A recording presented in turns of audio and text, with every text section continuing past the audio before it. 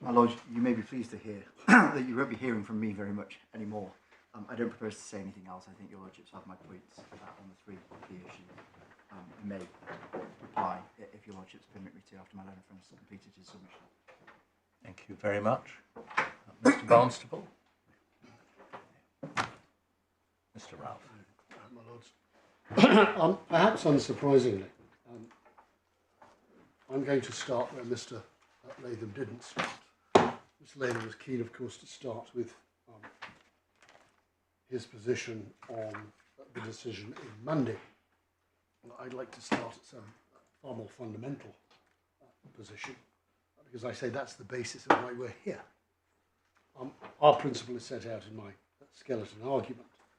Forgive me if I start by going through just the factual background, just so I can have my run up to the wicket in relation to Part 36, because we haven't, as of yet, looked at Part 36 and how each of the sections interface. So again, I'm looking at paragraph 6 of my skeleton, where there's a précis, A through to J. We know the claimant, 10-year-old child, time of the incident, pupil at the defendant's school, suffered minor injury when fingers became trapped in the door. It was a modest claim, in line with many claims of this particular type. It was entered into the low-value fixed cost regime portal via the submission of a claim notification form onto the protocol portal. That was in October of 2018. Nothing unusual about that. It is alongside many hundreds of thousands of cases that start their lives through the judicial process via that method. The claimant made a Part 36 offer on the 13th of December 2018. That was before any medical evidence was obtained. That offer was on a 90-day basis, insofar as liability was concerned, and for just fullness rather than anything else, we rejected that offer on the 19th of December 2018. Proceedings were then issued. The important point, I say, for relevance and context was that those proceedings were issued and the claim form had a value of up to £3,000. We put in a defence, we denied liability and raised some issues of contract. Matter was allocated to the fast track and it was subsequently listed for trial. I make the point, for what it is worth, that neither party sought any direction for a split trial. It was always going to be, as your Lordship inquired, what type of trial would this have been, how long would it have lasted. I know my learned friend said no more than a day, and I nodded my head.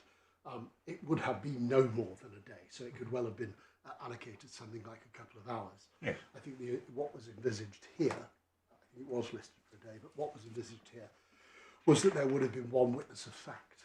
And so in those circumstances, it may well be seen that that was why it stretched to a listing for a day. And of course, because of how this case started its life and its subject matter, it was a case which was always going to be destined for the purposes of costs under the fixed cost regimes. Now, the important point about that is that, of course, there is, as in all the fixed cost regimes, an unfortunate reality that none of them are in fact fixed. Each of the cost regimes, despite the hopeful categorisation, always have an escape route. And in this case, there is an escape route, and that is if you can convince a court, ex post facto, that there were exceptional circumstances, then in effect you can have some costs assessed more widely than the fixed costs that you are fixed with. Now, in this case, there was no trial. The matter was compromised on the day of trial, but there is no suggestion here that the matter was called on for a trial. There is some authority that needn't trouble. Well, it was listed for trial. Yeah. I'm sorry, my lord. It was listed. It was listed for trial. Didn't come on as a trial, so it wasn't called on. There was no determinations being made. No. So this isn't something where the court has opened the trial, the parties have opened the trial, and then there's been some form of a lacuna and thereafter. So we're not in that territory. On the day of trial, there was settlement. settlement was negotiated. It was compromised. It was compromised at a payment of £2,650. Now, that is important for at least this reason. If one was trying to analyse that as to what it constituted from what it was pleaded at, one will immediately see that it is less than 90%. 90% of 3,000, being the sum pleaded up to, would have been 2,700. Now, I put that in there, really, more because of the comment that was made by my Lord Justice Stuart-Smith before the luncheon break, which is, can I see the claim form, please? So I rather preempted that was where you were going with that intellectual... You were right. Oh, good. So I throw it in now for that purpose. What I can say is there was some discussion between bar and bench, I think, during my learned friend's submissions just before the luncheon recess, about whether this issue of value was canvassed before the judge. Very helpfully, Mr. Kay, who was, of course, the counsel before the deputy and counsel before Judge Baddeley, reminds me that if one goes to the appeal bundle and one goes to page 157, that is the transcript of the hearing before Deputy District Judge Carr. And if one picks up perhaps at page 156 of that bundle, you can see there, my lords, the debate between bar and bench. Mr. Claimant, there is nothing exceptional about this case. It is a relatively straightforward, fast-track public liability case. Whilst, of course, settlement has been reached, the offers which have been put forward by the claimant solicitors were significantly in excess of the sum for which this claim is settled. It is important to note that the 1910, that's obviously a transcripting error, that should be 9010 offer, was made one pre-issue at a time when very little was known about this case. Judge Carr, yes, okay. And then if I can invite your eye, please, to the following page. Mr. Kay, on any analysis, the claimant solicitors value their case at around £3,500, or appeared at one stage, open brackets, inaudible, close brackets. Can I just pause there? Your lordships will be aware that they made a monetary offer, not by way of Part 36 of £3,500 as well. So that's what is being referred to. And that didn't specify whether it was on the basis that the £3,500 was 90%. Indeed. Or 100%. It was just a monetary sum, as I understand it. Can you help me with one thing, Mr. Ralph? I may have known this in my youth, but if the claim form says between £1,000 and £3,000, is there any jurisdiction in the court to award more than £3,000? Indeed. My understanding, my lord, of that is that the court has a very open texted jurisdiction. Whether the court might say you've got to pay another fee might depend on how keen the judge is to see the coffers of the Ministry of Justice swell. But contextually, the court isn't fettered by saying, well, no matter what you now say to us, no matter what evidence you adduce, we have to cap it at that because that's what you've pleaded. That, of course, will be, with respect, an absolute nonsense. Well, there are cases. There are cases about that. There are clear cases on that. So there's no issue with that. I mean, I throw it in there because, slightly different point, but the bench invited Mr. Latham to answer a question in relation to judgment, and whether or not that was a contextual question, whether judgment is rigid or whether it has different contexts.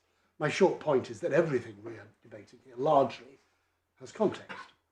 And so the context of this debate, the context of this hearing, was where the parties were in a low-value personal injury case, and the highlight of the claimant's position from inception to settlement was to plead it up to 3,000.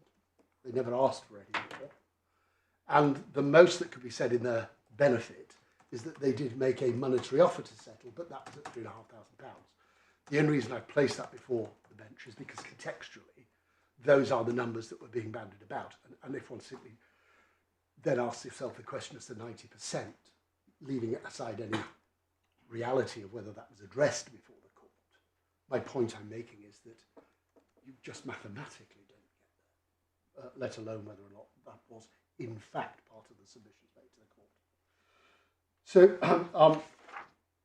the decision below, which is the order of Deputy District Judge Khan, is set out in the bundle at, the order is at page 146. And if I invite the court to go there, then I just want to pick up, if I may, with the point that I think arose, my Lord,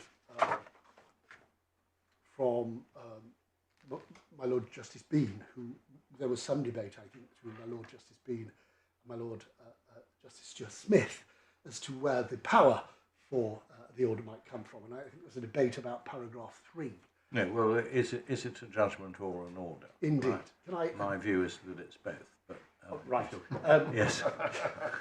Yes. Well, I'll leave that to the deliberations of my lords. My point on that is this. As I understood, my lord, you focused in on paragraph 3 of that order. And my understanding was that you said that that is in effect the directing order or the element of it at which the damages are being directed. May I say that my submission on that is it isn't at all. The operative terms, a clarification here in this approval hearing, are at paragraph 1. The claimant may accept the sum of £2,650 in satisfaction of the claim. That is the directive order. That is the procedural order that is mandated by the rules, namely CPR 21 sub 10. The court has to approve. What paragraph 3 is doing, in my respectful submission, is simply saying that the costs that are payable under paragraph 2 and the costs and the sums at paragraph 1 are to be payable by 4 p.m. on the 18th of December 2020.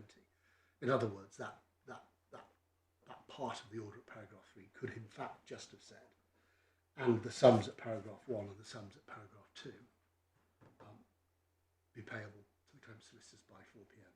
on the 18th of December. In other words, it doesn't change the spirit or intent of what that judge's order does. But what I do say is, of course, that it's not an order. Not an order. It's not a judgment. Well, if that's right, then nothing else in the case matters. Nothing else matters, and that is what I'm seeking. So if you're saying that unless the order of the court includes the word judgment, then the case can never come within CPR 36.17. I don't think I said that, my lord. Well, otherwise, what's the point? I quite understand the follow-up point is you say even if it is a judgment, it's not a judgment which says that the claimant succeeds 100% on liability. That's a different point. But if you're saying that this isn't a judgment at all, and therefore the rule can't apply, then, so far as I'm concerned, you've got a lot of uphill work to do. Well, you'll be pleased to know that I'm hoping that hill isn't one I'll have to climb, because forgive my lack of clarity in my submissions. That's not what I'm saying. What I'm saying is the context of 36.17.1. It's not the triggering event in 36.17.1. This order is not. This order is not. Yes. Subject to this rule applies whereupon judgment being entered. That order is not the entering of judgment for the purposes of 36.17.1.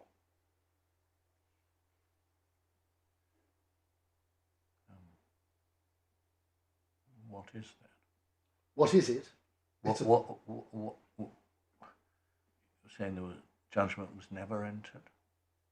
What I'm saying is that for the purposes of 36.17.1, which is the nub of this appeal, then the requirement therein is for a judgment that comes within the confines of 36.17.1. The point I make about 36.17.1 is that if you look at Part 36 as a whole, then it ought to be uncontentious that Part 36 is a self-contained code. It is set out in a number of sequences. The early parts of Part 36, forgive me if I'm going slightly sideways, but I can see where I'm being taken, so perhaps I address it head on. The early parts of Part 36, so 36 to 1 and 2 onward, set out the scope, and then when one gets into 36.5, 36.6. It sets out what kind of offers, clarification of the offers at 36.8, and then withdrawing or changing offers at 36.9.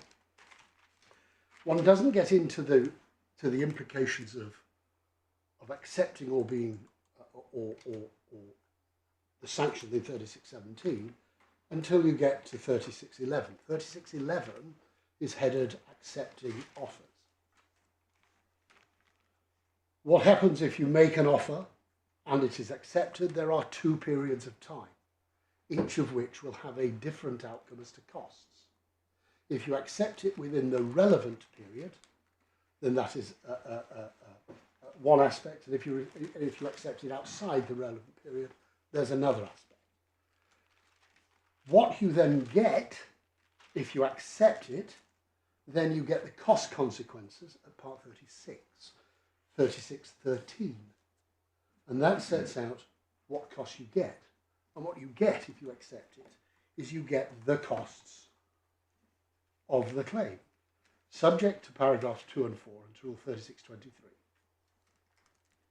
Where a Part 36 offer is accepted within the relevant period, the claimant will be entitled to the costs of the proceedings, including their recoverable pre-action costs, up to the date on which notice of acceptance was served on the offeree. Where the defendant's Part 36 relates to part only of the claim, and at the time of serving notice within the relevant period, the claimant abandons the balance of the claim, the claimant will only entitle the costs of each part of the claim, unless the court orders otherwise, except where the recoverable costs are fixed by these rules. Costs under paragraphs 1 and 2 are to be assessed on a standard basis if the amount of costs is not agreed. So there is a regime for what happens as to costs if you accept an offer within the relevant period without it. There are then the other effects of acceptance of Part 36 are set out at 36.14.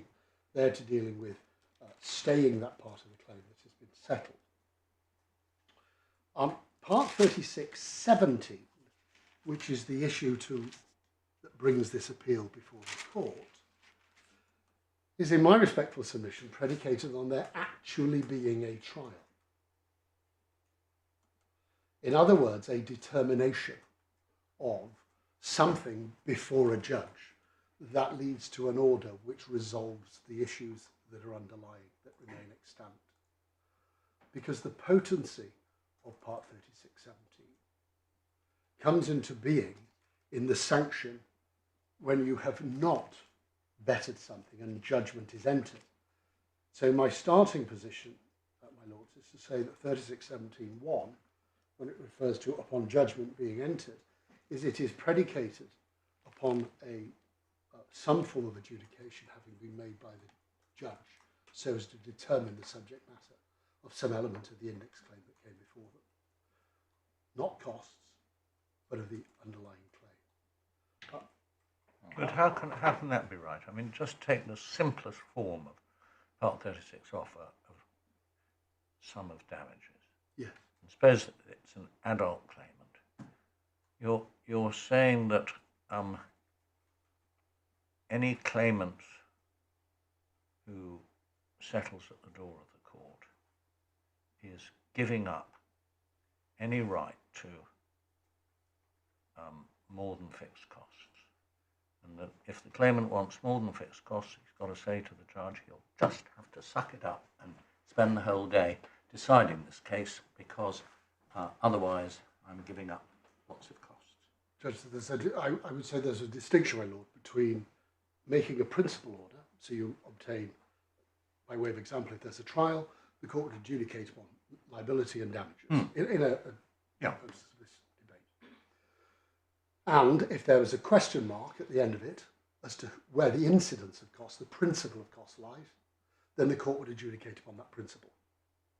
So D pays damages, D is liable, D pays damages to C in X amounts of pounds, and D pays C's costs. And the cost order itself might be nuanced. It might be cost from a certain date until a certain date.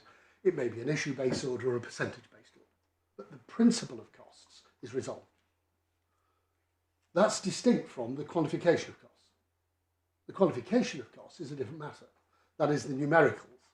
And insofar as you may want to contend for exceptional circumstances on the fixed cost regime, you would be entitled to argue, because that is a quantum question. I want more than that which I'm given. It's an assessment question. It's not a judgment on the substantive. And insofar as 3617 is concerned, and 3617.1 in my submission, what is intended by that is that there is an expectation that the underlying issues, the substantive issues that are pleaded within the claim form, some may have been conceded along the way, but ultimately whatever remains extant is resolved. And that is the judgment that then triggers the opening salvo as 3617.1. And I say that those issues can be gleaned from a careful reading of 3617.1 and 3617 generally in the context of Part 36 as a whole. So by way of example, if one looks at, and I appreciate we're going to come back to perhaps the less thorny question of whether something is more advantageous, but if you'll forgive me just to run up to the wicket so I can put my submission in context. Subject to Rule 3624, this rule applies whereupon judgment being entered, A claimant fails to obtain a judgment more advantageous than a defendant's Part 36 offer, or judgment against the defendant is at least as advantageous to the claimant as the proposal is contained in the claimant's Part 36 offer. So the entry level is judgment, and in this case we're dealing with a 3617.1b claim. Judgment against the defendant, they say, is at least as advantageous to their 9010 offer. What then is the context of judgment in this sense in Part 3617.1? I say that court can gain some steer as to what is meant by that. If one looks at the remainder of the rules, if one looks at 3617 sub 4, for instance, what is set out there are the imbalanced incentives that a claimant can recover if they have got a judgment that is more advantageous than the 3617 sub 1b. And those are, of course, skewed towards claimants. They get more than the defendant gets. But what they get are those elements, A through to D. If one looks at D, D is provided that the case has been decided. A case, of course, isn't decided if it's compromised. A case is decided by a process. And that's a judicial process. Again, if I could invite the court's eye, please, to the 3617 sub 5. In considering whether it would be unjust to make the order referred to in paragraphs 3 and 4, the court must take into account all the circumstances of the case, including, and then there's A through to E. But in particular, again, if I could invite the court's eye to B, the stage in the proceedings where any Part 36 offer was made, including in particular how long before the trial started the offer was made. I say again, that is a clear steer that the drafters of the rules are speaking here to periods of time that are referable to an actual trial having started. If one then turns one's eye to paragraph 7, sub 7, paragraphs 3 and 4 do not apply to a Part 36 offer. A, which has been withdrawn, B, which has been changed, and then C, and this is where I'd like the court's eye to be taken, please, made less than 21 days before trial, unless the court has abridged the relevant period. The thrust of what I'm saying, I think, is accepted by Mr. Latham on behalf of the appellant, that the word judgment is contextual. It will mean different things in different contexts. That in this context, for you to have the benefits, the incentives of 3617.4, then you have to have a judgment which is a judicial process of determination of the underlying issues.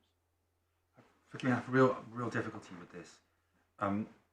What if there is a claim for a money sum, let's say on a contract debt or a guarantee or whatever, for let's say £10,000, and in the lead up to trial, well, let's say that there has been a claimant's offer to accept £7,000. In the lead up to trial, or even at trial, the defendant fails to comply with various peremptory orders of the court, as a result of which judgment is entered against the defendant for the entire amount of the claim, £10,000. At that point, the claimant has got judgment for £10,000. It is more than the offer they made, the Part 36 offer they made.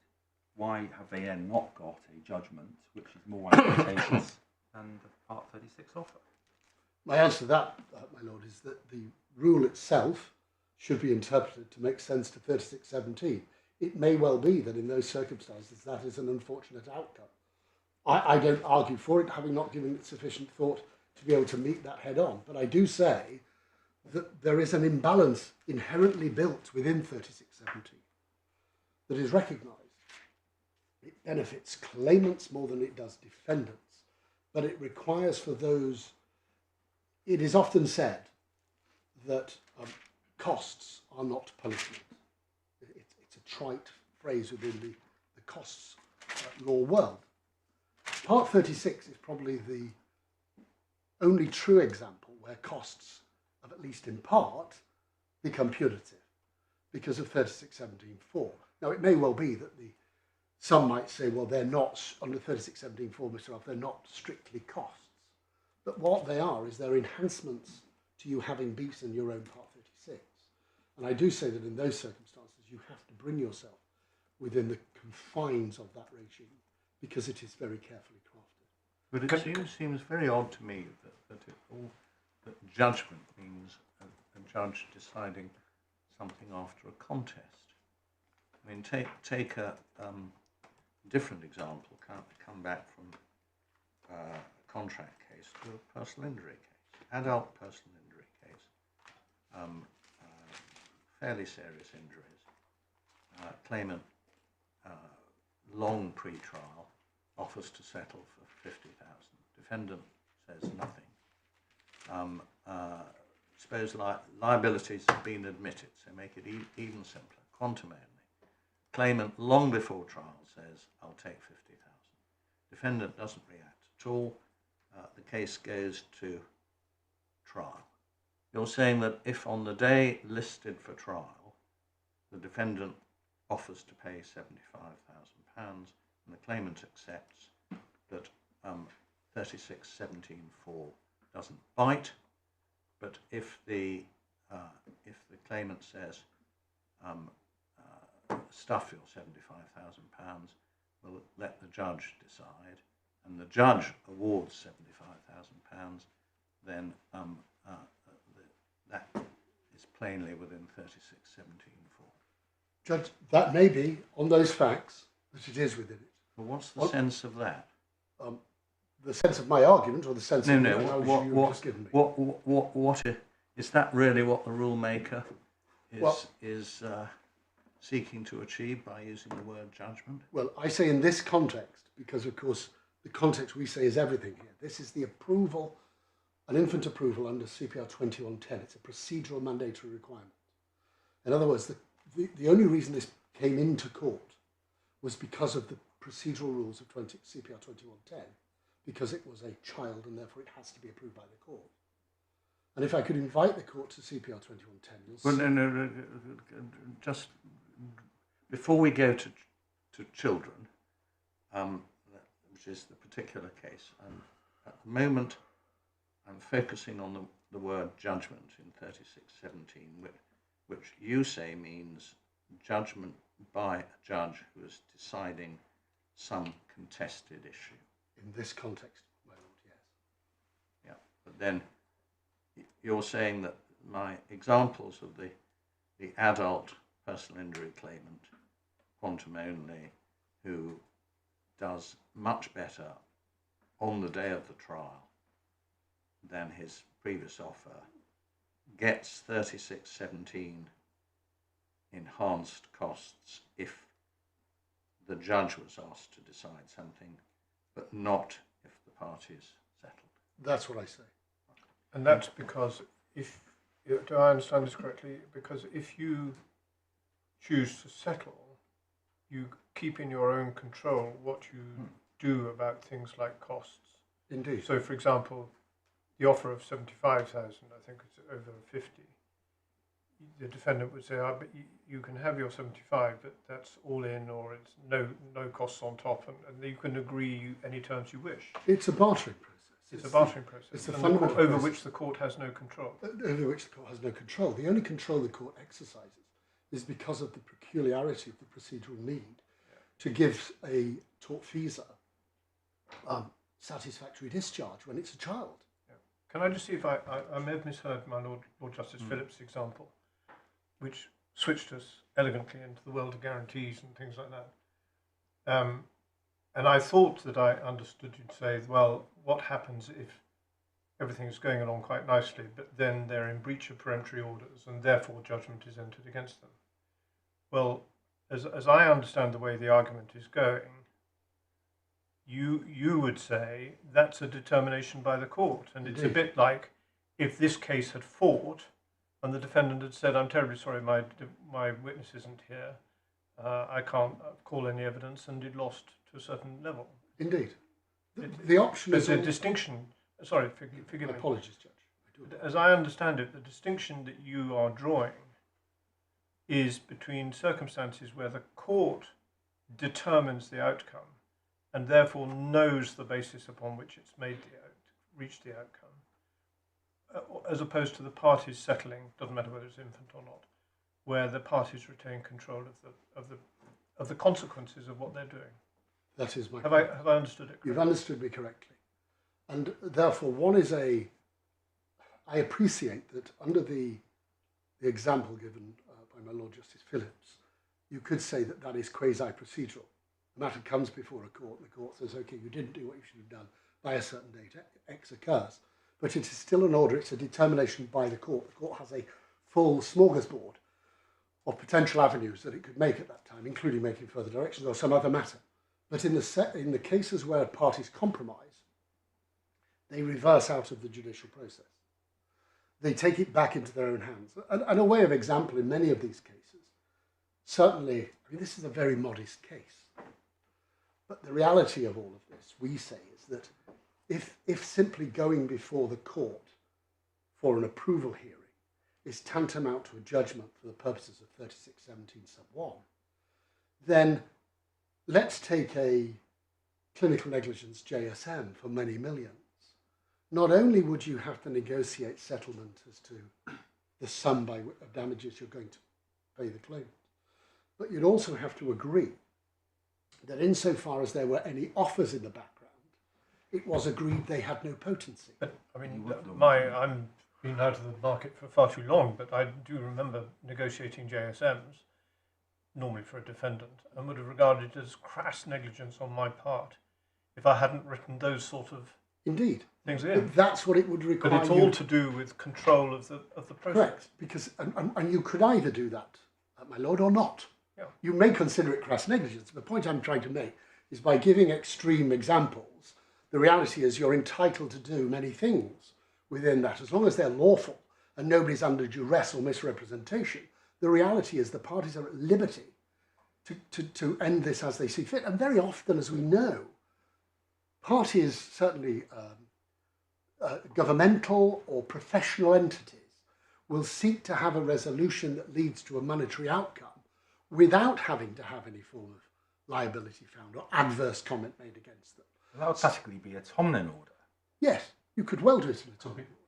Might well be, but you might also have a settlement where the parties quite often do, where one of the terms of the settlement is that judgment is entered. It is open to the parties to do whatever they see fit, but the binary question is whether or not it's consensual or whether it's court determined. You might do it that way, if the defendant is anxious that they should not have to come back to enforce an agreement, and that what they want is a judgment which is immediately enforceable. And the thing that seems to be difficult here is, isn't that what's been done by paragraph 3, which is there is a court order that the damages, the 2,650, are paid by a particular time on a particular date, and that, at a thought, is intended to be an enforceable court order, is it not? I think it's intended to allow the parties to come back without more, to combat if that payment isn't made. It gives them a basis upon which to launch enforcement proceedings, it seems to me. Well, that's the only that's all a judgment is. That's all a judgment is. Yeah. But my point is that for the purpose of 3617(1, it expects and envisages of a determination by court, because otherwise you have this duality of outcome. What's the difference between the default judgment, which I think you now have accepted, would be a judgment for 3617? No, I don't accept. I say that there's a distinction between a procedural outcome and a judge-ordered outcome, is my position. So in other words, if the court determines something beyond procedural. But if a judge says, unless you do something by so-and-so, judgment is entered. That is a determination, Judge. I have no difficulty with that. Well, that's what I'm talking about. Yeah, I have no difficulty with that. So what's the difference between that and paragraph 3, where a judge has ordered that you do pay the sum of 2,650 by a particular time and date? What I say is the difference between that and the time date is that it is just a sufficient mechanism insofar as that sum of money. But the court hasn't determined that sum of money. All the court has determined is the mechanism and date by which it should be paid. The court hasn't given a judgment on the substantive issues relating to damages or relating to costs. The parties have agreed damages and they've agreed the principle of costs. All that was left was the assessment. So if a settlement says we agree that the case will be fully and finally settled on these terms, and the defendant consents to judgment being entered in the sum of 2,650 accordingly, and then the judgment records that, is that not a judgment? For the purposes of 3617(1, I say no. I say that it has to be contextual. I can see it's a heavy door I'm leaning against, my lords. All right, well, shall I move on? Is there anything more to be said on this topic? No, can I if move not, on? let's go on to the next one. Perhaps I'll be on better oiled hinges on the next point. I've already made the point contextually and against the factual matrix of this. I fail to see, and I was intrigued to hear my learned friend's submissions to see if we were taken to something that allowed the court to reach a conclusion that this was an outcome which was more advantageous. It seemed to me that it lacked fundamentally the comparators necessary for one to decide if one could move from A to B. And as I understood it, my learned friend was asked, it's not a criticism of him, but he was asked to determine what it was that allowed for that question of advantage to be rendered. And I didn't, it may be just me being a little more slow-witted than he, but I wasn't able to deduce what was being drawn to the attention of the panel to facilitate. Well, there's a oblique reference to the transcript. I don't think we were actually taken to anything in particular in the transcript. Well, that's the difficulty I have. If he take you to something, I could say, well, that's the transcript, that's what it says, and this is why I say that doesn't get him over the hurdle. But I am struggling to see where in this transcript there is any positive assertion to that effect. The only situation where that was debated, in fact, came from Mr. Kay, who sits behind me. And that was at the top of page 157, where there is clearly this submission to the bench, to Deputy District Judge Khan, as to how that meant. I took the court before. Sorry, again, which not page, belaboured Mr. it. Ralph? 157. Which page? 156 and 157, my lord. Thank you. I took you there earlier, so forgive me. It's where we corrected the grammatical error of 1910 to 1910. Now, that's the only place where I can see there being any raising of that in that context. And what Mr. Kay says by way of submission to the learned deputy is, by using the analogy of the figure that was pleaded at, they've not even achieved 90% of that figure. And then there is nothing about this case that it should be anything but fixed costs. Can I remind the court, of course, that it's important not to lose sight of what in fact was being argued before the learned deputy. This wasn't an argument that was being put forward that they had in fact beaten a Part 36 offer at all. What they were saying is that there was adverse conduct said to be against the defendant, in effect for bringing it to the doors of court before settling, that ought to, in and of itself, cross the high threshold bar for exceptional circumstances under CPR 4529J. Well, Mr. Latham hasn't argued before us that it's exceptional because the defendant's only moved on the day of trial. It may be deplorable, but it's not exceptional. No, indeed. And so that's where we rest. And so I say that they simply do not address the question of more advantageous, nor do they point to anything within the transcript or the order that can show any form of baseline for suggesting expressly, or more importantly perhaps by even implication, that it's been somehow an outcome is more advantageous. Well, I'd assumed that I'd assumed that the argument was that when Mr. Appellant was taking the judge through the guidelines and they were working through it together and trying to looking at the brackets and the period and the uplift, they were coming to a figure, and at nowhere during that analysis was it suggested that there was any discount by virtue of there being a less than 100% liability. I assume that would be what the argument was, so that it wasn't expressed to us this morning. I have two difficulties with that. Firstly, that doesn't seem to me to be plainly obvious from the page. On something of this import, it might be helpful if it was.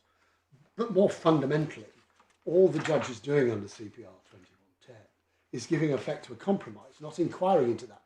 In fact, I would go so far... Looking to see whether or not what has been agreed is something which the court should approve. Indeed, that's all that's going on. And again, forgive me, I know when I tried to take the panel to 2110, I was asked to sort of rewind slightly. So, you can go there now if you like. I don't think I'm being facetious. Yeah. Could I please invite the court to CPR 2110 sub 1 and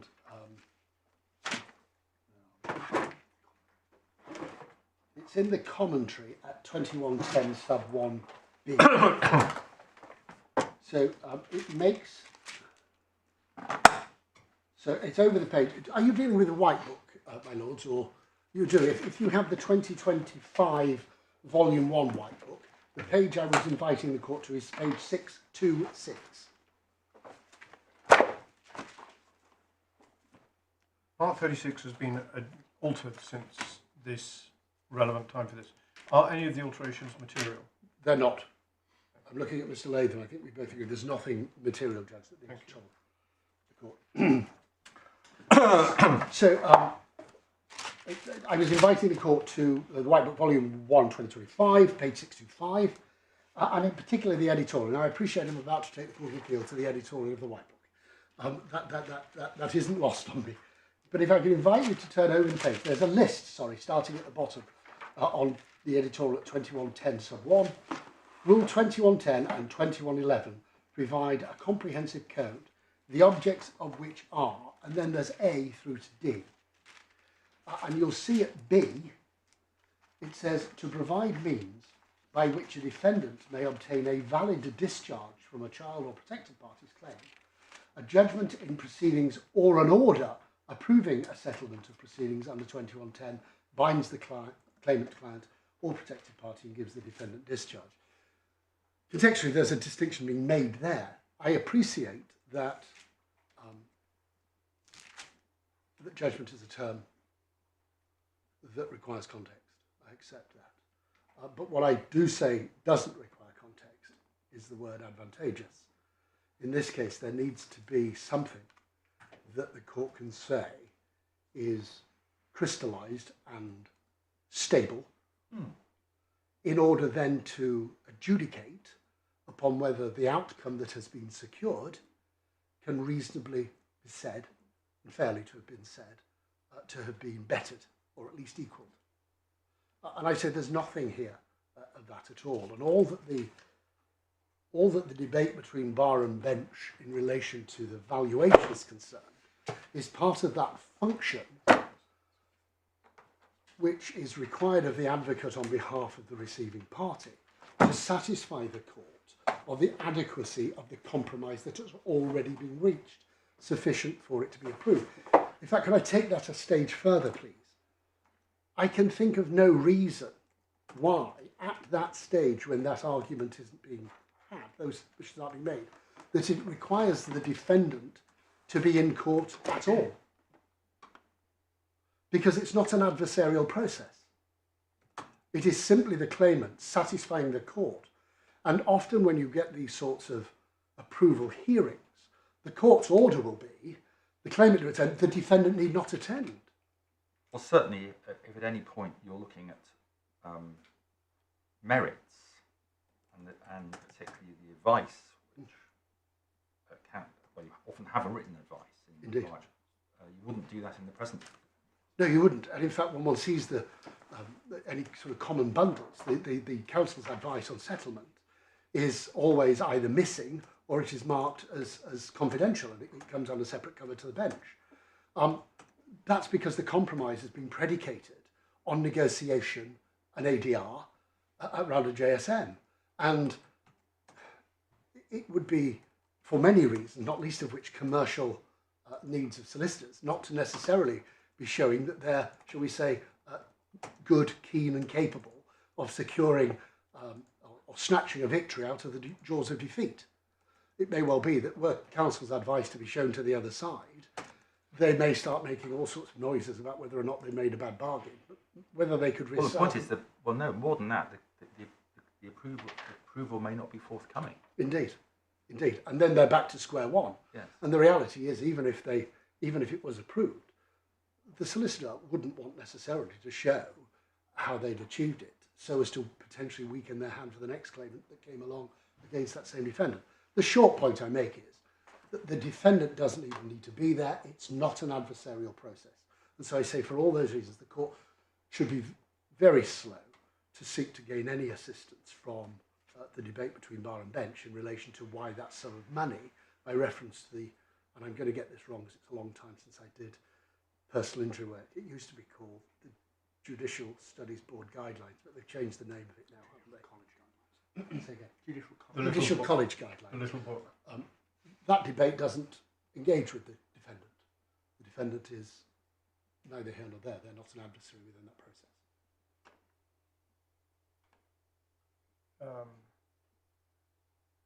Two things.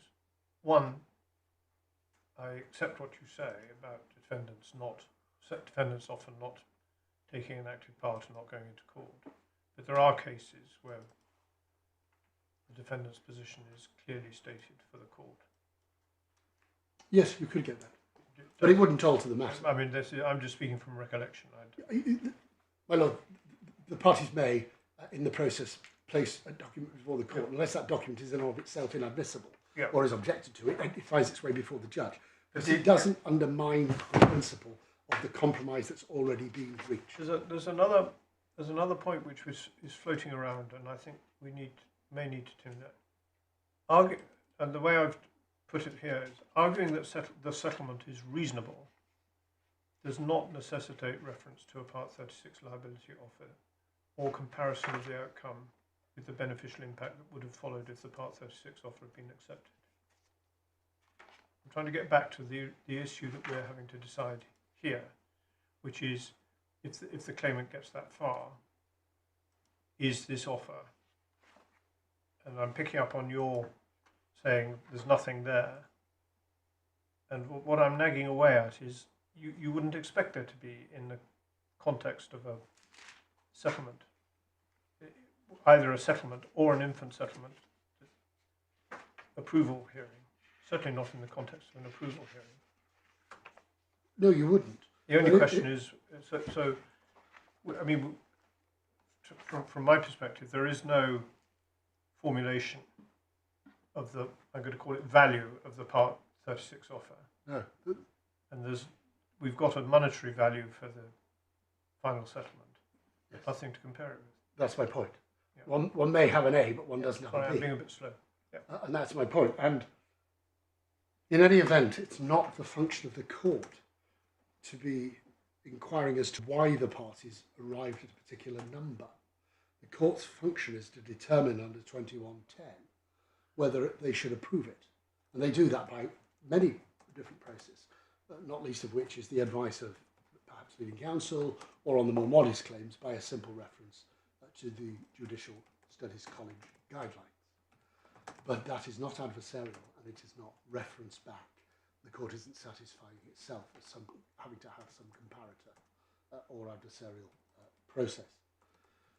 My Lords, those are my submissions on those two bright line items, which then brings me to Monday. I've discussed this and canvassed this with those that instruct me at some length. This appeal was brought on two bases. The basis that tied us in was that upon which I've already addressed the court. The second basis is something that broadly doesn't concern us. It is the basis upon which they wish to argue it, but it is imposed upon us. But we're here because they say that there was a judgment, and that judgment is, by definition, more advantageous. That's why we're here. I've put in written submissions in relation to the Monday within a skeleton argument. The short point that I make in relation to Monday is that and the court's been taken extensively through the decision of Mrs. Justice Rice Collins in Monday, and has been taken to Chapman.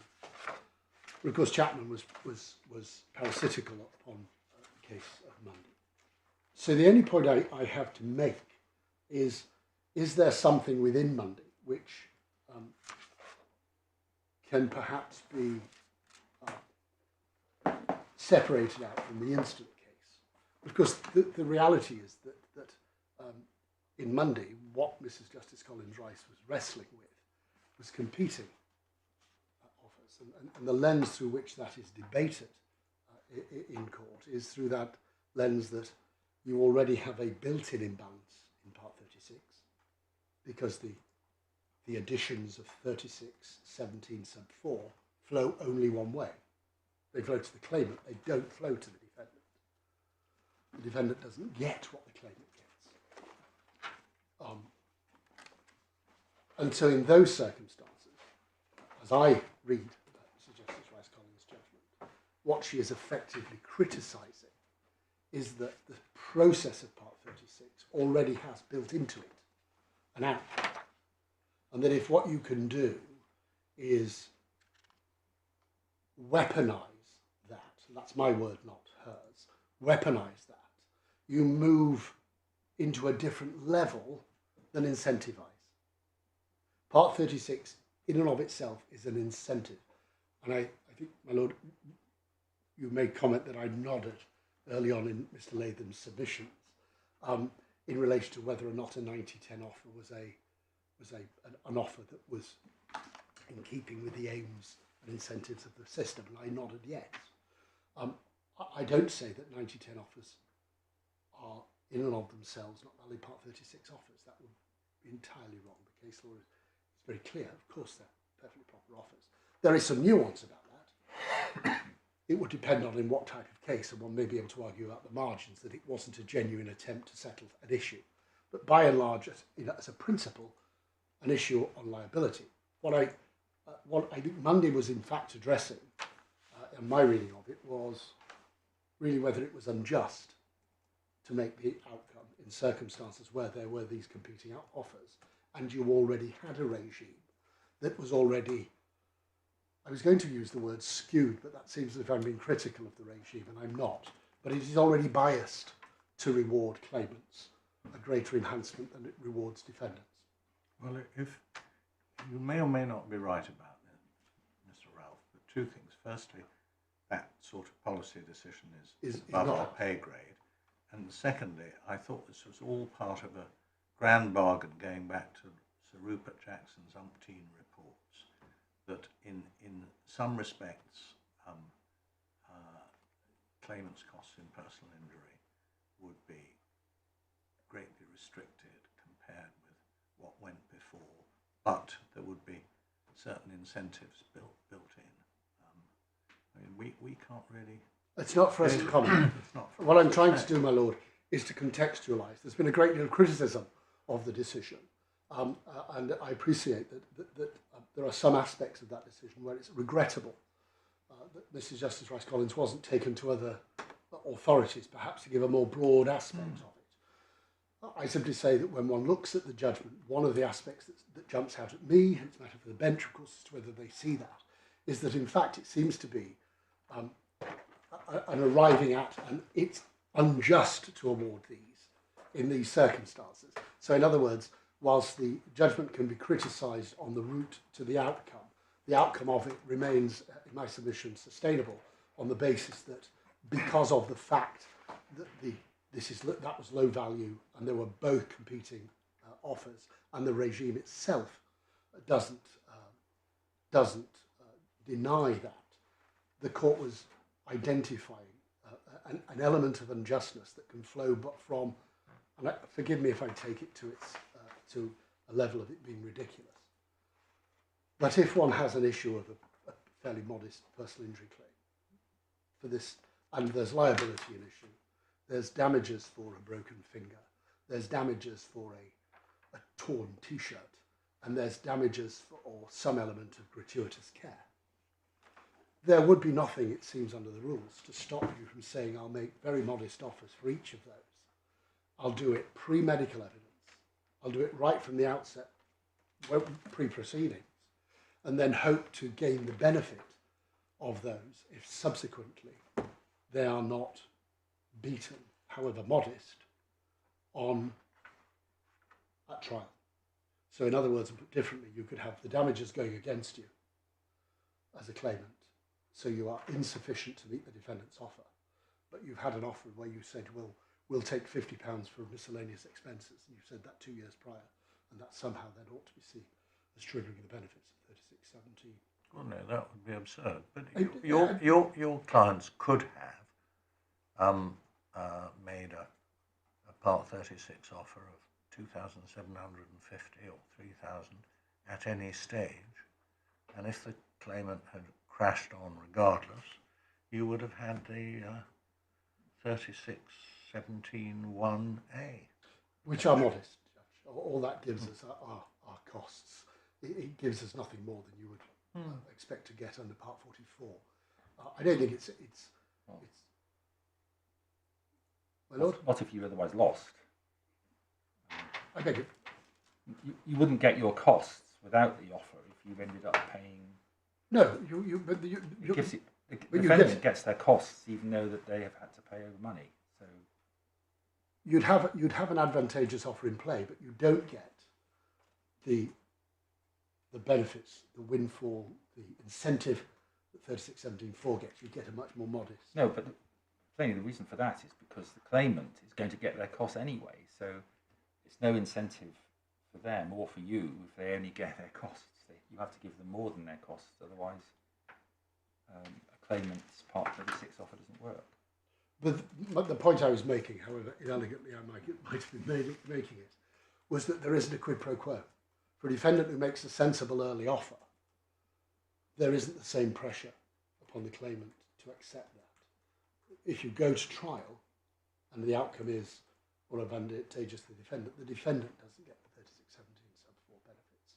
They get a much more modest outcome. Well, rather than paying the claimant's costs, the claimant has to pay its costs. That seems quite a big benefit.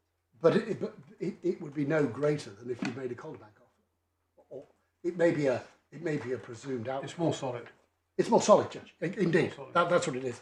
What it is it's written in the rules.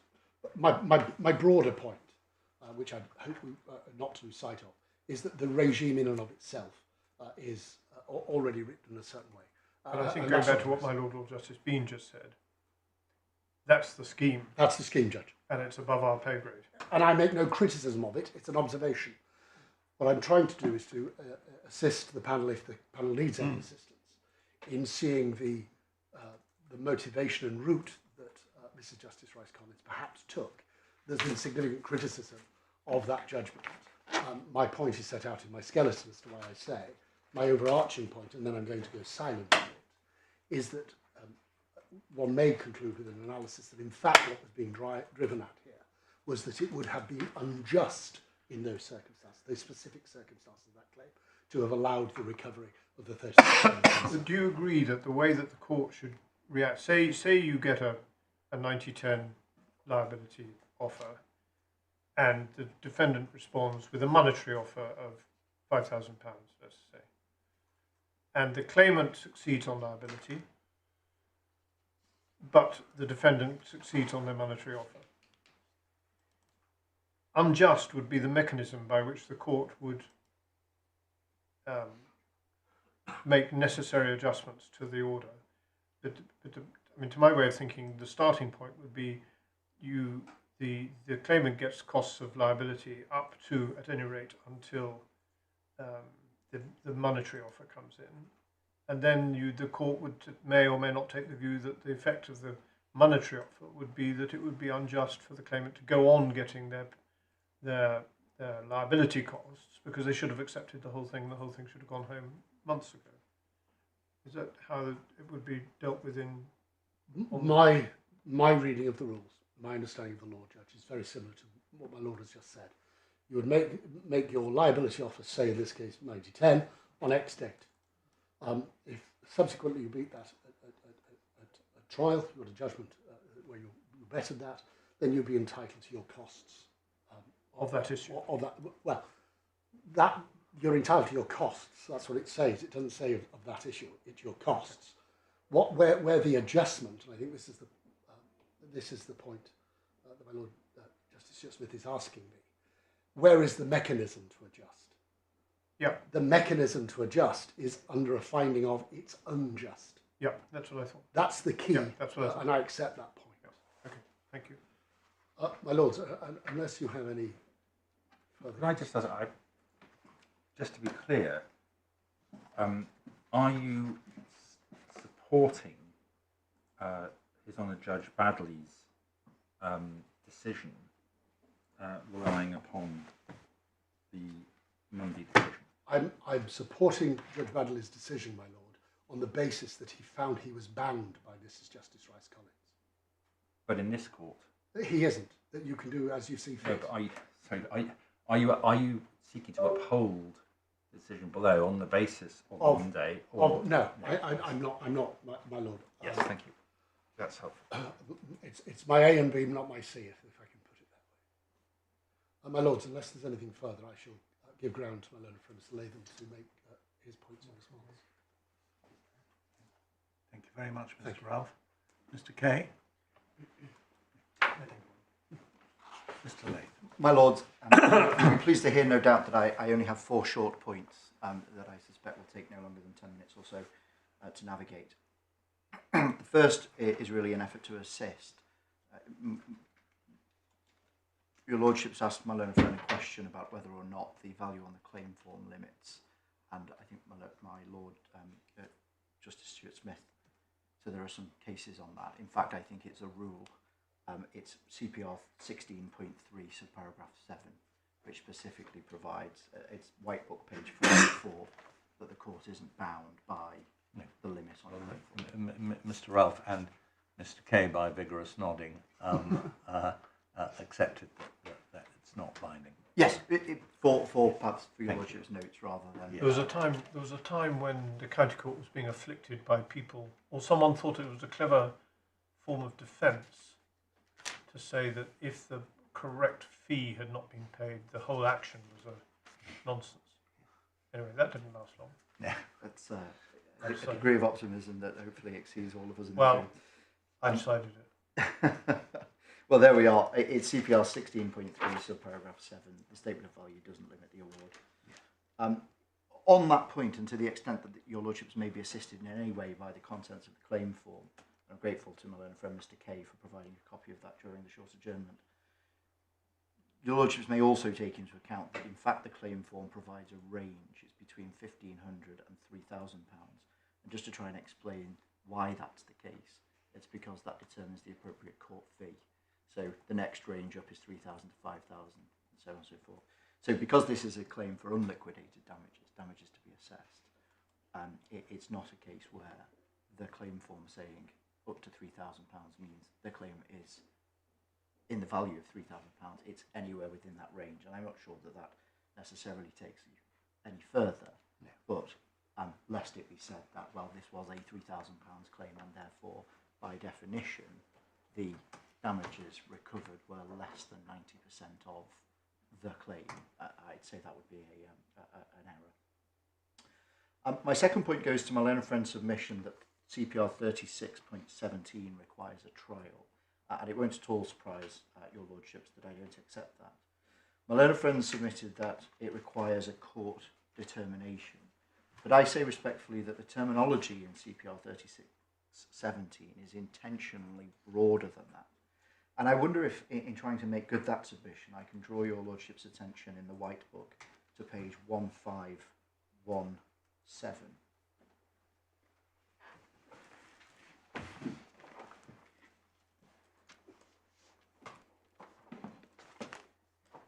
And trickling over onto page 1518, it's what was old rule, by which I mean the rule prior to, I think it was October 2023. Old rule 45.29c. And the reason I draw your Lordship's attention to a rule which is no longer of any applicability is because of the definition at Rule 45.29, capital C, subparagraph 4, subparagraph C, in which the authors of the rules decided to make clear that a trial for those purposes was a final contested hearing. Now, had the authors of Rule 36.17 wished to say that that rule only became engaged where there was a trial or where there was a final contested hearing, they could easily have done that. And indeed, throughout the rules, we find references to a trial or a final contested hearing. The learned authors of the rules chose not to engage in that way and set the gateway under 36.17 as judgment being entered. And so I respectfully say that my learned friend's submission that you need a judicial determination not only doesn't stand good when one considers the wording in the rule, but also ignores the Vanden case and the Knight case, which make abundantly clear that in appropriate circumstances, including in the context of a procedural rule, that a judgment by consent, which by definition doesn't involve a contested hearing or a judicial determination, is appropriately referred to as a judgment in those circumstances. And following on from that, again, the exchange between my learned friend and your Lordships as to what a party can do to try and control the process. And of course, it's entirely right to say that parties can control the process when they are negotiating. They can make offers that are not limited to offers in respect of damages with some automatic cost consequence to follow.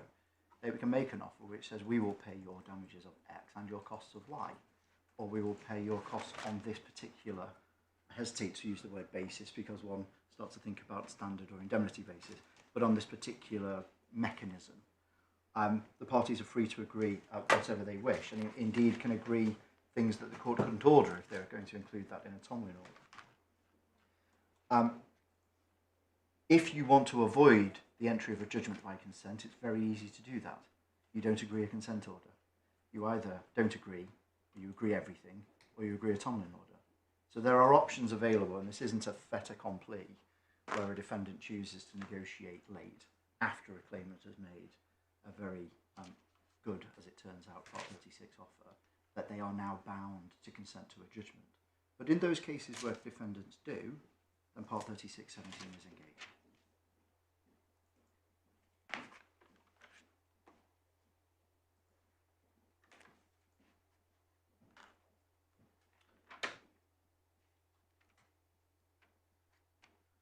where CPR 3617 is engaged, we turn to the final question of whether or not, or how the court determines whether or not that is an outcome which is more advantageous. And I have two short points on this. Immediately before the short adjournment, I offered up the alternative factual scenario whereby the claims for liquidated damages. And on any view, a court could quite easily say, well, actually, the amount of money that you've now recovered must be, because the maximum of your claim for liquidated damages was £1 million, and you offered 50-50 by way of Part 36, and it wasn't accepted. And now you have a consent order which provides for £750,000. On any sensible interpretation, the recovery is a more advantageous offer than the Part 36 offer. And my Lord Justice Bean appositely and quite properly noted that that's a very different set of circumstances from this case. Why do I make mention of it again then, you may ask? Well, it's because as a matter of principle, it demonstrates or makes the point in my submission that it is possible and appropriate for a court in certain circumstances to decide where there are different forms between offer and outcome, that it is plain on the face of the circumstances of the case that the offer was less advantageous than the outcome. And if it can't? And if it can't, then the court won't order it. It's as straightforward as that. And I appreciate that your lordships are not just thinking about matters in the abstract. We're concerned with the case here. And so I finish my submissions by drawing on two further documents, one in the authorities bundle, one in the bundle itself. In the authorities bundle, may I take your lordships to the case of Rahman, which starts on page 21, but the relevant paragraph is on page 34. I think we'll both agree this is something we must decide for ourselves, isn't it? I mean, it is. Absolutely, this case must not go back for a rehearing before anyone. No, I floated the possibility only to demonstrate that nobody has yet made that determination, but I perfectly well accept that this court can and perhaps should. Wrong. Page 20. Page 34 is the relevant paragraph. And it's a decision of His Honour Judge Paul Matthews, sitting as a High Court judge, so not in any way binding. But at paragraph 39, he adopts what I say is the same position that I invite the court to accept as a point of principle, that this inquiry is a perfectly legitimate inquiry for the court to make. And he says at paragraph 39, so I ask myself, is the judgment which the claimant has obtained at least as advantageous as the terms of the Part 36 offer that he made in January 23? The main difference between the two is that under the Part 36 offer, the claimant would have had the furniture and personal effects of the house, but not the two flats. Whereas by the judgment, the claimant has the two flats, but not the furniture and personal effects. I do not have valuations of these things, but I heard the evidence about the contents of the house and also about the flats, and I am in no doubt that the two flats are worth far more than the furniture and the personal effects of the house. Accordingly, in my judgment, what the claimant has obtained is at least advantageous in terms of the Part 36 offer. So as a point of principle, that inquiry, I say, is a perfectly proper inquiry. Then the question becomes, in this case, does that inquiry lead to the conclusion that the recovery, if I call it that, is more advantageous than the offer? And that's the final document I refer the court to. It's page 153 in the bundle. And this is the transcript, and I apologise for not going through this in any more detail in the original submissions, but the references are noted in the skeleton argument drafted by those instructing me, paragraphs 19 and 20. And I don't propose to go line by line because there are 3 pages, but your lordships will see on page 153 about 20 or 25% down the page, Mr. McAloon introduces the approval with the words, "Ma'am, in terms of damages award, we may as well firstly deal with the approval aspect." And what you will see is he starts with chapter 13, page 88 of the Judicial College Guidelines. He talks about the extent of the injury.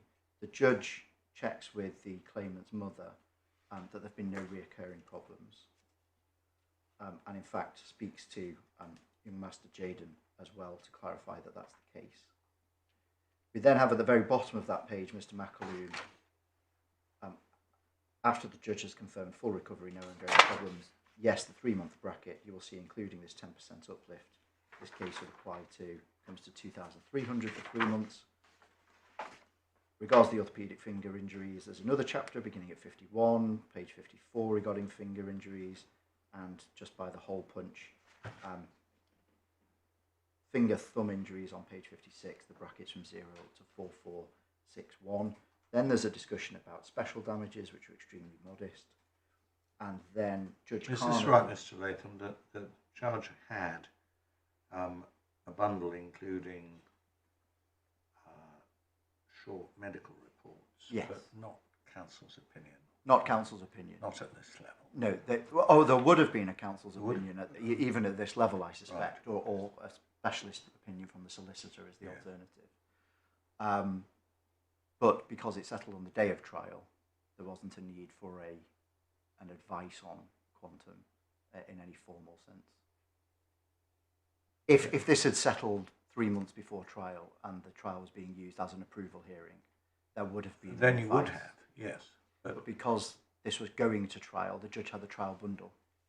And the trial bundle will have had the medical evidence. So Mr. Kay, who was there, there wasn't anything that the judge was shown which Mr. Kay wasn't allowed to see because it's privileged. Correct.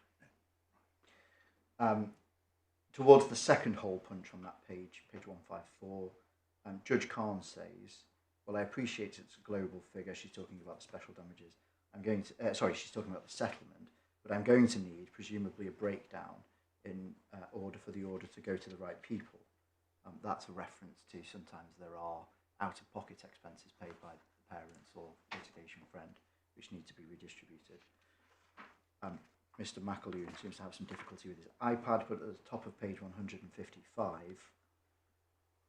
the judge has shown the schedule, and then she says, what are you inviting me to do? Are you inviting me to assess specials? Are you saying it's global? Mr. McAloon confirms that's within the 2,650 that's agreed, and he says that it would all go into the fund for Jaden, Claimant. There's some exchanges about whether or not any needs to be given to the claimant's mother, but the answer is no, it all goes into Jaden's account. And then Mr. Kay is given the opportunity to add anything. And a point that I wish to make, and I'll finish on this point, is that there is no allowance in that exchange with the judge. She's not invited to say, when you're considering this sum of money, you ought to be thinking about the fact that there's a liability risk, and therefore that sum of money might not reflect 100% of the value of the claim. She's given the Judicial College guidelines and the medical evidence, and she's invited to find that that amount of money is an appropriate amount of money for the claim on a 100% basis. That's not the question. Well, I say if the answer to that is that is what she approved, then it stands to reason that that amount of money, if it was appropriate for a 100% basis, would be more than 90% of the value of the claim. It may have been appropriate at the time, but we're looking at what the impact of acceptance of the offer made 3-4 years before would have been. And speaking entirely for myself, I don't feel competent to express any view at all on what the impact of delay would be. Is it still 2% on generals? Yes, And I believe so. Yeah. yeah. Sometimes since I did personal What's the injury. impact on irrecoverable costs? Well, you wouldn't take into account the impact on costs when assessing the reasonableness of the damages approved. Why not? No, you wouldn't. Yeah. Exactly, you wouldn't. But if you're really going to do this properly, if this had been set up in front of the deputy district judge, one of you would have said, look, it's in accordance with page 88, we're in the rough right area, we're not giving any discount for 10% and so on and so forth. And the other would have said, yeah, but we made this offer 3-4 years ago. How can, I'm game for most things, but how can we as a Court of Appeal engage in this exercise? Well, I think, or rather, my submission is respectfully that if you accept in principle that that exercise is one which the court should undertake, then in this case, on the facts of this case, because we're only dealing with, first of all, we're not dealing with the acceptance of an offer because none of the offers were ever accepted. So what we're dealing with is a situation whereby you would say to the district judge in this scenario, Judge, we've now agreed £2,650. Here's the guidelines. You can be satisfied that on a 100% basis, that figure is appropriate. 2 years ago, we offered to accept 90% of the appropriate 100% figure, and therefore, the outcome that we have achieved is more advantageous. Well, at least as advantageous than the offer that we made 2 years ago. And it would be for the judge in each case to consider, and this judge would know, had this point been taken in front of District Judge Khan, she would have known the basis upon which she would approve the damages. And it may be that the thing that stops us in our tracks is that this point was not taken. Perhaps, and if that's the case, so be it. There we are. But I say that you can at this stage say that the judge, in light of the transcript, in light of the fact that nobody said to the judge at any point, you need to account for a liability risk here, and that's why it's at that level, and that the judge therefore approved the sum on the assumption that this was 100% of the value of the claim, that you can be satisfied and safely say, it's not by much, but this is a low value claim. But this is an amount, this is a judgment which is more advantageous, or at least as advantageous as the Part 36 offer. But one of the parties in reaching that figure in the settlement might have started with a higher figure and discounted it by 10%. You just don't know. Well, that's quite right. And in that scenario, you would be saying to the court, here's the number, that's more than is reasonable for a 90%.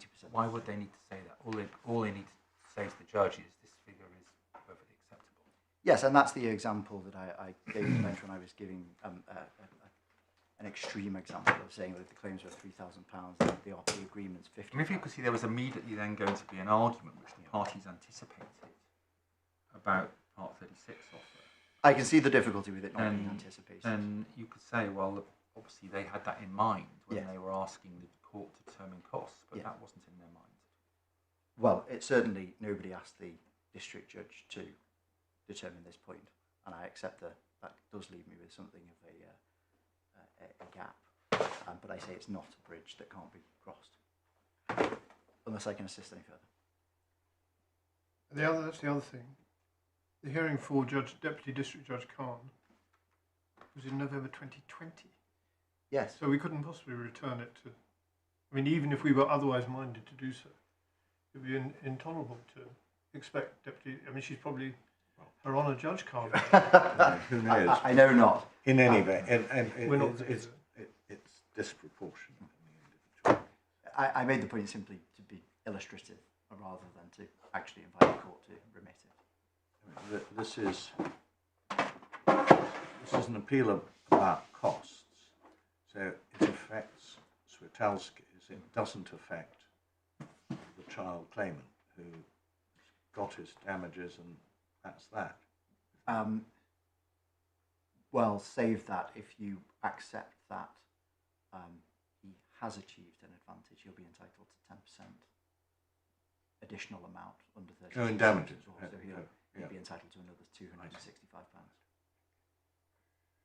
I suspect if that's all, Plus it was indemnity at interest stake, on damages. That's we wouldn't be here. That's more meat for our disagreement. Yes. Yes. Yes. Right. Thank you all very much. Well,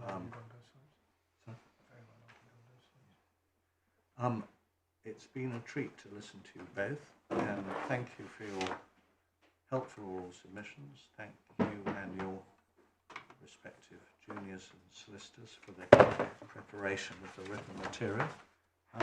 We will, of course, reserve judgment, and you know what I'm going to say next. We will send out a draft in the usual way. Draft not in the sense that we're asking for further argument, we're not, but for correction of any obvious typos or factual errors.